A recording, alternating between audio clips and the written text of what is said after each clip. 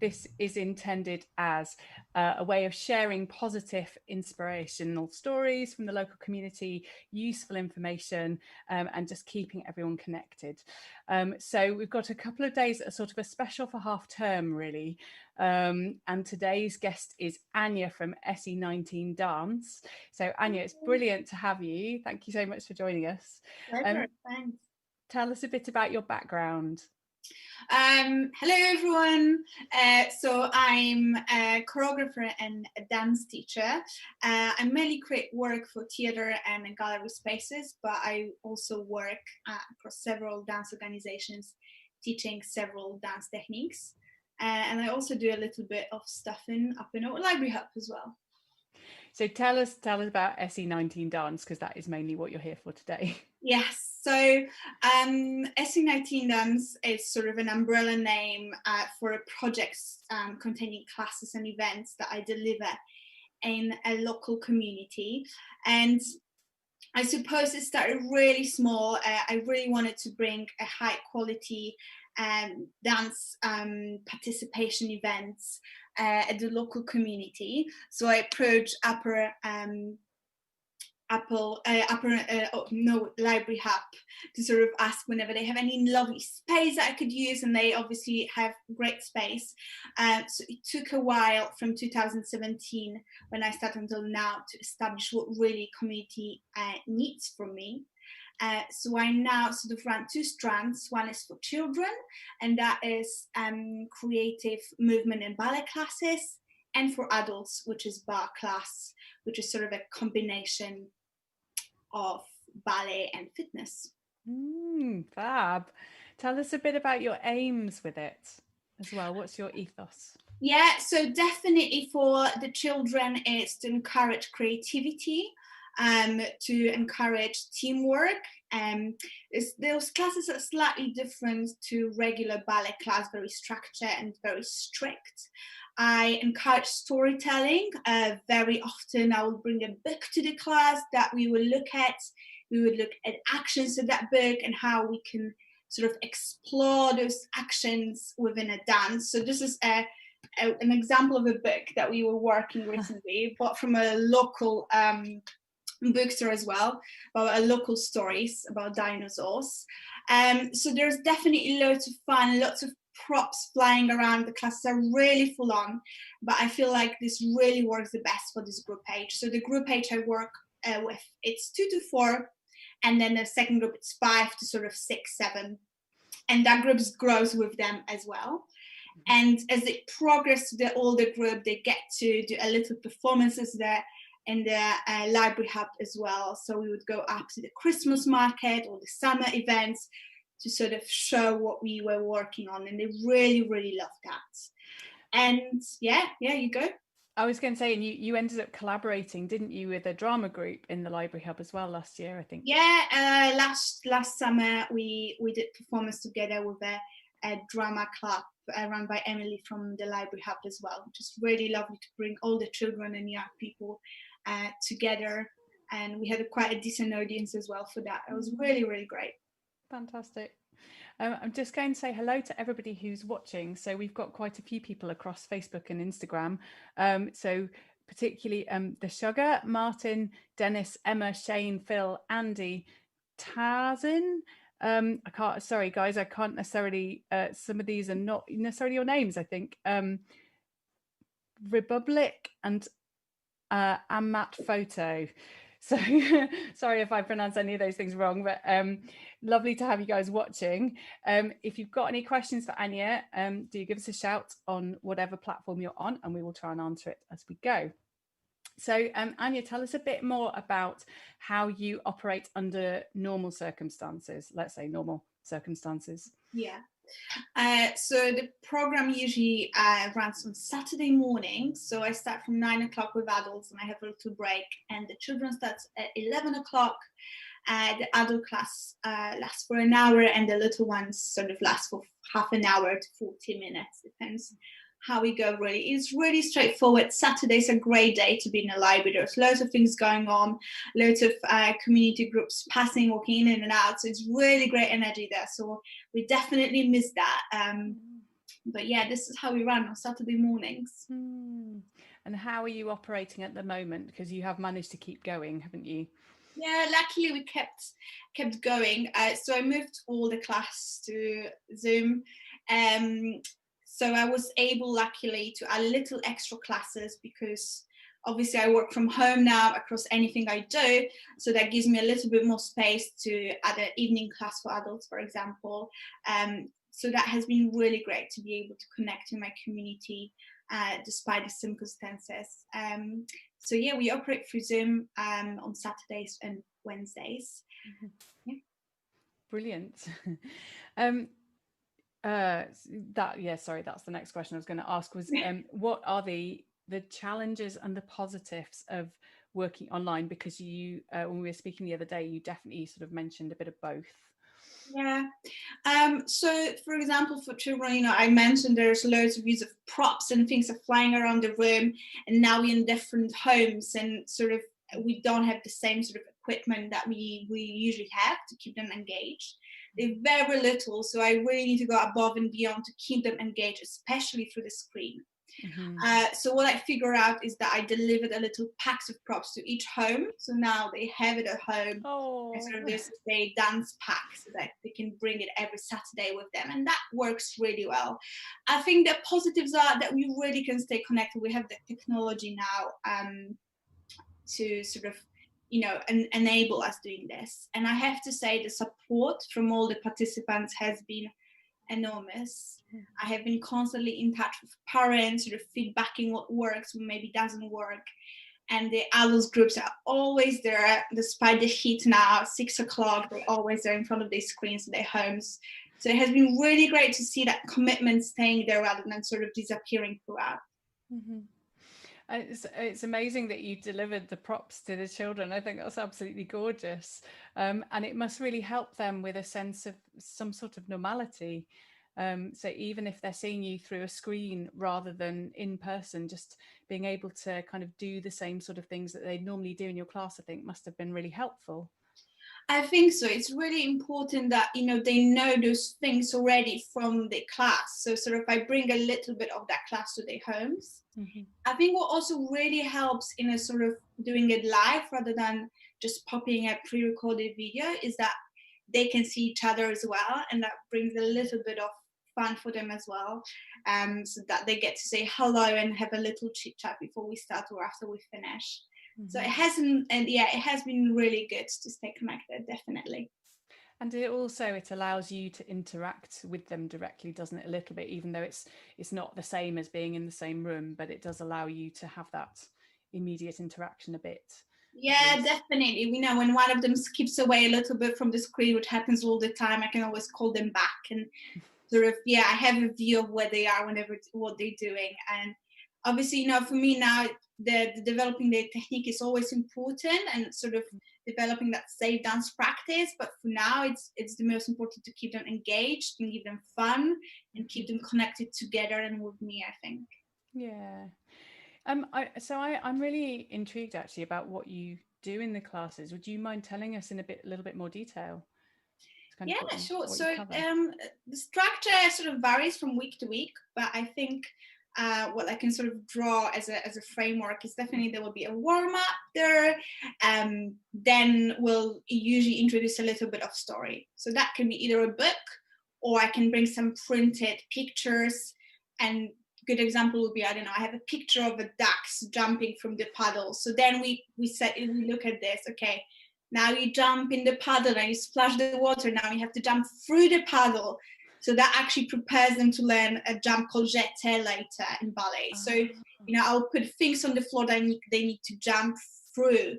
Then we'll look at opening the umbrella, and then they need to stay straight and then walk straight with the umbrella on their shoulders, so they can learn the posture. So it's all about sort of bringing the fun and the stories, but also recognizing what kind of skill each activity can develop.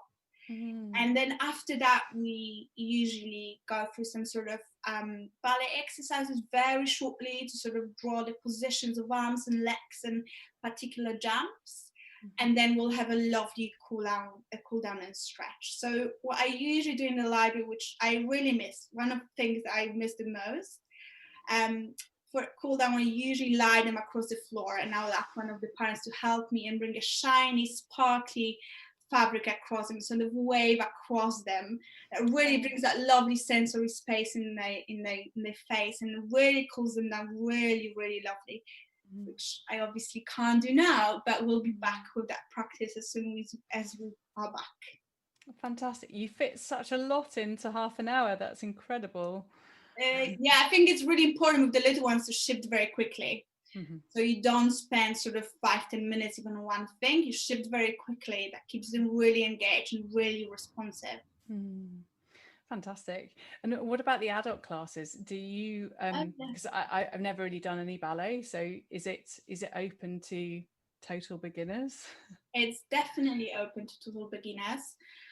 So this is a combination of fitness and ballet. So it's great for everyone who is looking to exercise alongside the music, who maybe enjoys Pilates but also enjoys moving a little bit to the rhythm.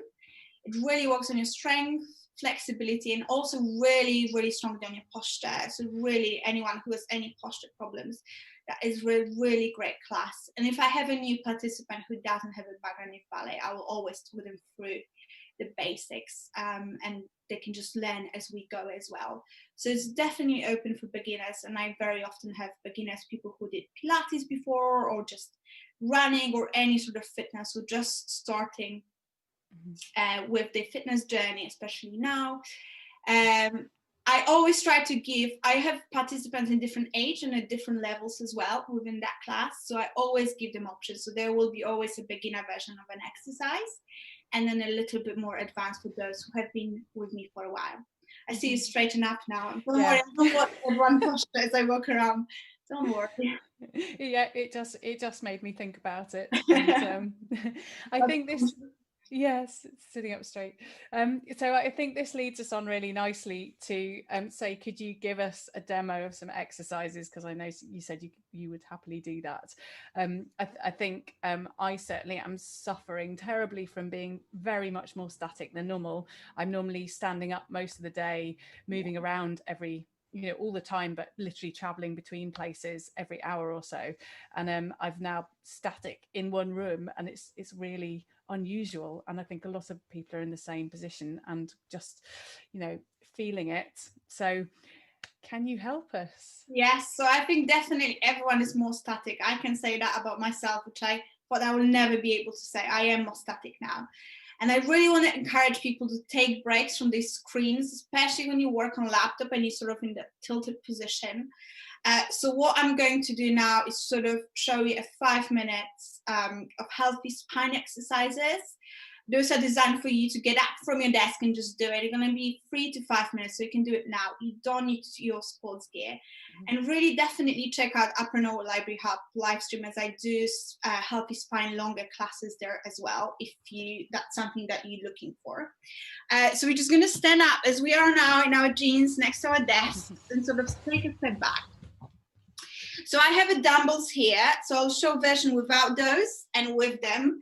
If you don't have dumbbells at home, top tip is to take your tins of beans or bottle of water, or anything that adds a little bit of weight. We're going to start just feet parallel. Can't see my feet, but it's sort of self-explanatory. Now, what you want to think of when your posture in general is that you don't tilt your tailbone back. So you're going to drop it down. It's not about tucking it under. It's just about dropping it down, okay? So from here, we're going to bend our knees, and we're just going to loosen our pelvis. So we're just going to turn hips to the right. And this is really great when you sort of make a tea or anything. Just stand, bend your knees, just roll your hips. If you feel like at the salsa class, you're doing great. And now you're going to go onto the other side. Just turning, relaxing that pelvis. Also, my top tip, you keep going. You never sit with your legs crossed like this as you sit. That tilts your pelvis, twist it, and that really gives not really nice posture in your lower back. Great, we're gonna straighten our knees. Shoulders down, long neck, knee is away from the shoulders. So you wanna feel that something is pulling you up. When you work on your posture, it's never about bringing your shoulders back. It's about pulling yourself up. That's going to really help you understand how you're supposed to stand and sit. You're going to raise our arms up sideways and drop them down as you bend your knees. Just this. Inhale, arms up. As you see, oh, I just slapped that little monstera, poor thing. And breathe in, arms up. Great, and down. As you lift your arms up, notice if you lift your shoulders, you shouldn't lift your shoulders stay down and bend.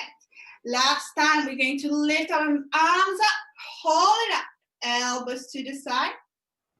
Great, and reach up. Lovely. Elbows to the side, you can keep going. This is a great thing also to do with your weights. So here you bring your elbows to the side and down.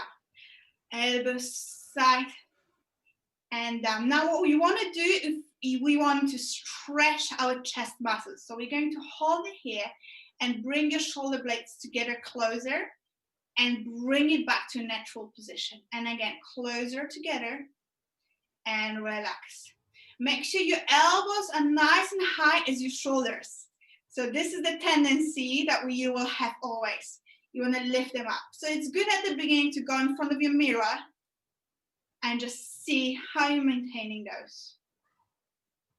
And then we'll do 4 more. You would feel the difference if you add a little bit of dumbbell or weight to your hands. 3 more. 2 more. And last one. Now we're going to open your arms to the side and bend it up again. And let's go.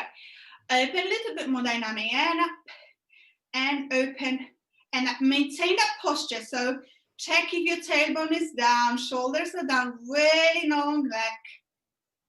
4, 3, 2. Last one, stay open. We're going to pulse a little bit up and down. Those are tiny. 4, 3, 2, 1. Last thing we're going to do, we're going to bend our knees, bring our elbows towards our rib cage, and stretch your knees, extend. Now, even keep going. Even if you don't have dumbbell, you think of a resistance. So you think there's a balloon between your elbow and your body, and you want to pop squeeze that, or like a softball or anything like that. So you really think of that resistance. That's going to make it work harder. Otherwise, super easy, just bending your elbows, really. You're going to have 4 more. Really lovely. So the side of your body already works. 2 more. And last one, really great. Bend your knees, keep your elbows close to your body. We're going to pulse it back out the range. Back, back, back, really great, back, just with your hands, 8 more, 7, 6, 5, 4, 3, 2, 1, relax, stretch, lower it down. I'm gonna put my dumbbells away. We're gonna go shoulders back, elbows back. Now careful what you're going to hit. Lift your arms up and over, whole thing. And again, just shoulders, just elbows and whole arms. You can add bending of your knees. So nice and soft. Bend your knees and bend your knees. Up and over, back, back, and up and over. Really lovely.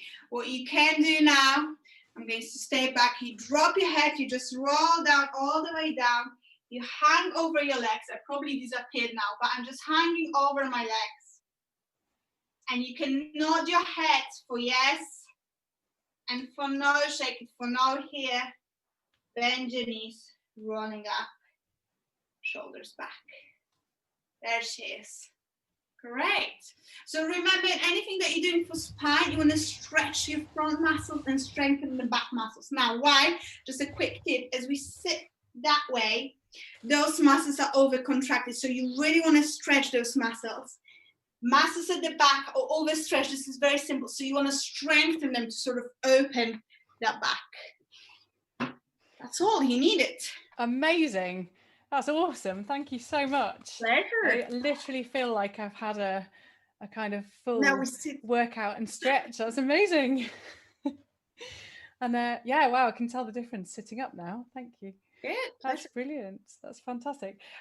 So just want to say hello to Skippy, Art, Gaz, Nick, Suze, Nicola, Charlotte and Cratey, who've all joined us since I last said hello to people. Hopefully you joined us in time for that fab workout and stretch. If you guys have any questions, do give us a shout on whatever platform you're on, and we'll try and answer questions as we go. So Ania, that was lovely. Thank you so much. I feel like I've properly had a workout and a stretch. That's amazing. I did. Just a little bit. So you need to repeat that, everyone, I'm afraid. But just, stand up every now and then. Have a little walk, a little stretch. That's what I say. Just focusing on opening that chest is going to really help you. And as you said as well, don't cross your legs, please. Grateful for that talk. It's hard when you have a habit. I'm guilty of that as well. But it really affects your back. Mm-hmm. Really, really useful tips. Thank you. Just packed a huge amount there into about 5 minutes. Thank you. So I think this would be a good time to just recap when your classes are and how people can get in touch, in case people would like to join you for the longer version. Great. So you can just drop a comment below, I suppose, and I can always get in touch with you. Or my email address would be SE19 Dance, no dots in between, @gmail.com. You can drop me an email there. There are several classes happening, so I'm happy to share a full sort of schedule. But in general, we are on Wednesdays evenings, Saturday mornings, and then extra classes run every now and then through the live stream Up and Out Library Hub. So definitely check that out as well. And yeah, just get in touch and let me know what you need. Mm-hmm. Fantastic. And there are adult classes and also I think it was, tell us the age groups again. Yeah, so for children's classes, there's a group 2 to 4. That's at 11 o'clock on Saturday mornings. And there's 5 to 7 at 11:45 on Saturday mornings. So yeah, you can sign up for that, absolutely. Fantastic. Well, thank you so much, Ania, for coming to have a chat about SE19 Dance and giving us such a brilliant demonstration of things that we can do. That's an amazing kind of 5 minutes to get away from the screen, get away from hunching over a computer and just really stretch everything out. I can see that being an awesome way of combining getting away from the screen with actually looking after your body. So brilliant. Thank you very much, guys. I recommend that you keep this video somewhere, bookmark it and keep coming back to it to help you keep looking after your body during this time, or better still, give Ania a shout and join one of her healthy spine classes, because that is a specific thing that you work on, isn't it? Yes, it is, definitely. Yeah. Mm-hmm. Fantastic. Thank you ever so much. That's absolutely Thank brilliant. you, everyone. Thanks for joining us. Thanks for having So me. I've got a few more community updates actually that I'd like to share with you all just before we finish. So the first thing, which is actually quite sad for the Crystal Palace community really, is I'm sure a lot of you have seen that two of the dinosaur statues got damaged last week, and at least one of those is being investigated, the last I saw, as potentially vandalism and heritage crime. These are grade 1 listed statues that need a lot of conservation. So I'm really gutted, and it was especially after friends of Crystal Palace Dinosaurs have come to talk to us a couple of times on the live lunch about the statues and the heritage and all the work they're doing to look after them. So I'm really gutted about that news. I'm sure a lot of you are too. For anybody who wants to help the friends of Crystal Palace Dinosaurs to look after the statues and kind of repair them now, they do have donation button on their page, which the link will hopefully be with the video. In fact, it's already there. Fantastic. So if you would like to help support the friends in their work to maintain the dinosaurs and to repair them right now, please do pop over to their page and have a look. The second thing, which is also asking for support, that I saw today, which is the Paxton Green Time Bank, has been doing an amazing job in the last few months, an extra special job in the last few months, delivering food parcels to isolating and vulnerable families and older people. They have a fundraising campaign to help them to continue doing that. And again, the link is with the video in the comments. So if you would like to help support them or find out more about what they're doing, please pop over to their funding page and check it out. They've also been working in connection with Eastern Cuisine to provide free meals to vulnerable people. And they've been doing that, I think, for the entirety of lockdown. So great big shout out to Paxton Green Time Bank and Eastern Cuisine for the amazing work that they're doing. If you can spare a little bit, please do pop over and support them, because that will obviously help them to do even more to help the community and the people who need it. Then a couple of other things. The store cupboard in Haynes Lane Market has reopened, which is very cool. And the Crystal Palace Food Market in Haynes Lane is opening on Saturday for the first time in sort of roughly its normal form. So if you want to find out more about that and about what stalls they've got and how they are looking after the kind of social distancing and safety side, then their website is now in the comments. And then finally, just to say, Four Boroughs is opening again. So they've been doing a collection service on Saturdays, which they are still doing, but they are, very excitingly, they are open today and tomorrow from 10 till 1 for takeaway coffee and things. And also, I thought it'd be fun to link back to one of our live lunches from a couple of weeks ago. They also have masks made by Emma, who is on Instagram as at Stitches and Seams CP. She came and talked to us a couple of weeks ago, and in fact, off the back of that, I got her to make me some masks for as and when I need to go back on public transport and things. And she gave me a choice of different materials, and they're even double-sided, which I think is really cool. So I have some beautiful, beautiful masks and in lovely fabrics that I'm going to feel really good about walking around in. So she is on Instagram. If you want some masks, either give her a shout on Instagram or pop into Four Boroughs and you can get a lovely takeaway coffee at the same time. So I think that's basically my updates from Crystal Palace for today.